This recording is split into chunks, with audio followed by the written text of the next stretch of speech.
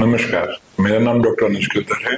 आज हम डिस्कस करने वाले हैं होर्सनेस ऑफ वॉइस या आवाज की खराबी के बारे में। पहले हम समझते हैं आवाज बनती कैसे है। आवाज हमारी तब बनती है जब फेफड़े से हवा बाहर आती है प्रेशर से। यहाँ गले में बोलने की तारें होती हैं, वोकल कॉर्ड्स बोला जाता है, वो मूवमेंट होती है, वो ऐसे चलती हैं।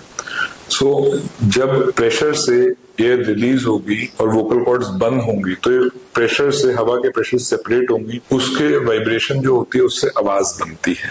अगर किसी भी कारण से इसमें सोजन आ रही है या बोलने की तारें खराब हो रही है या एक तार काम नहीं कर रही है, तब आवाज हमारी खराब बनती है। उसमें कई सारे कारण होते हैं, या तो इन्फेक्शन की वजह से हो गया, बोलने की तार की खराबी हो गई, बोलने की तार पूरी तरह से काम नहीं कर रही, कोई कैंसर का कारण हो सकता है, या फिर मनोरोग का कारण हो सकता है, या सिर्फ डिहाइड्रेशन है, कई लोगों को आदत होती है ऐसे गला साफ करने की, उसकी वजह से हो सकता है, और एलर्जीज हो सकती हैं। ये सारी चीजें हम अब डिटेल में डिस्कस करेंगे। पहले कारण तो है इन्फेक्शन। कई बार इन्फेक्शन हो जाता है। इन्फेक्शन एक्यूट हो सकता है वायरल की वजह से, बैक्टीरिया की वजह से, कई बार लंबे समय तक होता है। लंबे समय वाला आमतौर पर स्मोकिंग की वजह से ज्यादातर होता है, तो अगर स्मोकिंग करते हैं तो वो चीज अवॉइड करनी है। दूसरा, टीबी की इन्फेक्शन हो सकती है, फंगल इन्फेक्शन हो सकती है। दूसरा कारण बनता है कि एक कोई बिनाइन लीजन हो गया। आमतौर पे कब होता है, जब हम लंबा बोलते हैं, ज्यादा बोलते हैं, ओवर यूज या मिस यूज करते हैं अपनी बोलने की तारों को। उसमें पहले तो बोलने की तारों पे सूजन आती है, उसके बाद उसमें कई बार नोड्यूल बन जाते हैं। आमतौर पे जो काम बोलने का है, टीचर्स हो गए, सिंगर्स हो गए, रेडी लगाते हैं, लगातार आवाज लगाते हैं, अखबार बांटते हैं, उन लोगों को ज्यादा देखने को मिलते हैं। कई बार एक बोलने की तार से गांठ आनी शुरू हो जाती है, उसको पॉलिप बोला जाता है। कई बार एकदम से हम चिल्ला दिए और बोलने की तार पे चोट हो गई तो कई बार खून जमा हो जाता है, उसको हेमरेजिक सिस्ट बोला जाता है कि खून की गांठ बन के रह गई है। इसके अंदर अगर पॉलिप है तो इलाज ऑपरेशन का है, सिस्ट भी है, अगर दवाइयों से नहीं बैठ रही तो भी इलाज ऑपरेशन का है। और वोकल नोड्यूल में भी पहले दवाइयों से कोशिश करते हैं, अगर आवाज के परहेज रखते हैं, अगर हम दवाई अच्छे से करते हैं तो आराम आ जाता है। जिनमें नहीं आता, जिनमें उसमें ऑपरेशन करके भी निकालना पड़ता है। फिर आता है एडिमा, सोजन, वो लंबा बोलने से होती है, उसमें बोलने के परहेज रखने हैं। उसके बाद आती है ग्रैनुलोमा। कई बार सांस की नींद डलने के बाद कई बार हमारी बॉडी रिएक्ट करती है, उसका ग्रेन्यूल्स बना देती है, वो बीमारी होती है, उसका भी इलाज ऑपरेशन का है। दूसरा होता है पेपिलोमा। पेपिलोमा एक खराब बीमारी है, इसमें छोटी छोटी गांठें बननी शुरू हो जाती हैं और वो धीरे धीरे बढ़ती जाती हैं, आवाज खराब करती है, कई बार ज्यादा हो जाए तो सांस की दिक्कत भी कर सकती हैं। तो ये ऑपरेशन करके हटाई जाती हैं। कितना भी अच्छा ऑपरेशन हो जाए, चांस हमेशा रहता है कि ये बार बार होगी, और जितना उम्र कम है उतनी ज्यादा चांसेस हैं कि ये फिर से होंगी। फिर सबसे खराब कारण पे आते हैं कैंसर। कैंसर की वजह से भी आवाज खराब होती है, वो बोलने की तार का कैंसर हो या उसके ऊपर या नीचे लैरिंक्स का कैंसर हो, आवाज में खराबी करता है।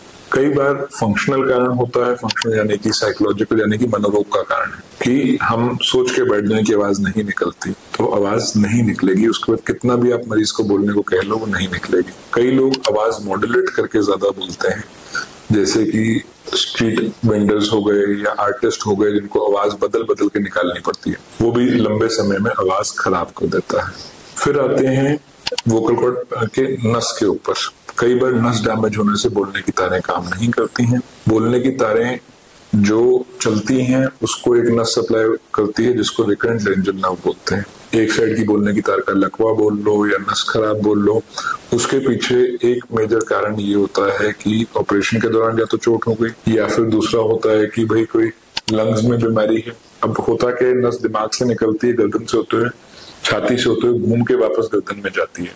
तो अगर कहीं पे भी नस पे दबाव पड़ा हो, दिमाग की बीमारी की वजह से हो, गर्दन की गांठ हो कोई, या फिर छाती में, फेफड़े में कोई दिक्कत हो, स्पेसिफिकली ऊपर की तरफ, भले टीबी हो, लंग का कैंसर हो, इन सब चीजों में ये नस दब सकती है और बोलने की तार खराब कर सकती है। ये अगर बोलने की एक तार खराब है तो सीटी स्कैन करा के पूरा चेक किया जाता है कि कहीं पे भी उस पर दबाव तो नहीं पड़ रहा। कई बार चोट लगने से भी बोलने की तारें खराब होती हैं। ट्रोमैटिक रीजन भी हो सकते हैं, वो ऑपरेशन की चोट भी हो सकती है, असल चोट भी हो सकती है, उनसे भी हमारी आवाज खराब होती है। अगर हमारे फेफड़े वीक हैं तो हम सांस छोड़ नहीं पाते होते प्रेशर से, तो भी हमारी आवाज में कमजोरी आती है। तो लंग्स की अगर कोई भी बीमारी है तो उसकी वजह से भी हमारी आवाज खराब हो जाती है। कई बार बोलने की तारों में वीकनेस या बनावटी रोग के चक्कर में वो तारें पूरी तरह बंद नहीं होती हैं। इसको फोनेटरी गैप बोला जाता है और ये भी अपने आप में एक बीमारी है। बोलने का मैकेनिज्म चेक करने के लिए एक बहुत बेसिक जांच होती है, उसको डायरेक्ट लेरिंगोस्कोपी बोलते हैं, यानी कि दूरबीन से गले का चेकअप। इसमें कुछ नहीं, कैमरा से हम बोलने की तारें चेक कर लेते हैं, उसमें हमें एक बेसिक आइडिया मिल जाता है। कुछ रेयर केसेस में हमें चेस्ट का भी चेकअप कराना पड़ता है, सीटी स्कैन कराना पड़ता है और कई बार स्ट्रोबोस्कोपी करके एक जांच होती है, वो भी करनी पड़ती है, बट वो काफी रेयरली करनी पड़ती है। तो अगर आपको किसी भी चीज के बारे में डाउट है तो नीचे कमेंट्स में पूछ सकते हैं, और अगर वीडियो पसंद आई तो शेयर और सब्सक्राइब करें। Thank you.